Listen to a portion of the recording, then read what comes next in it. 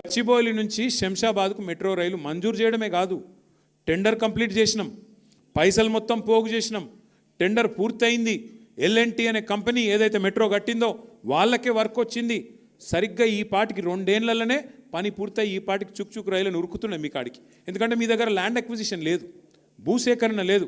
మంచిగా ఓఆర్ఆర్ పక్కెంబడినే తీసినాం తొవ్వ కూడా, అందులోకెళ్ళే పెడితే అయ్యిపోతుండే. ఈ పాటికి 18 నెలలు ఒడిసిపోతుండే, ఈ పాటికి మీకు రైలు కనబడుతుండే.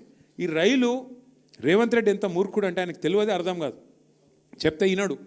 ఆయనకు నేను చెప్పిన అసెంబ్లీలో కూడా, అయ్యా నీకు అర్థం కావట్లేదు ముఖ్యమంత్రి గారు, అది ఎయిర్పోర్ట్కు రైలు అంటే ఎయిర్పోర్ట్కు పోయేటోడు ఎక్కడరా అయ్యా, మధ్యలో నరసింగ్ ఉంటుంది, బద్వేలు ఉంటుంది, మధ్యలో బండ్లగూడు ఉంటుంది, ఆడ ఉండేటోళ్ళు ఉంటారు, ఎక్కేటోళ్ళు దిగేటోళ్ళు, ఇటు వచ్చేటోళ్ళు పోయేటోళ్ళు, వాళ్ళు కూడా ఎక్కుతారా నాయన, ఓన్లీ ఎయిర్పోర్ట్కి పోయి ఎయిర్పోర్ట్కి వెళ్ళి వచ్చేటోరు రారు అని చెప్తే మేమేమే బెబ్బెబ్బే తెలియదు పీకది. అంటే ఇంత అన్యాయమా? రాజేంద్ర నగర్ నియోజకవర్గం బాగుపడుతుందంటే నీకెందుకు బాధ?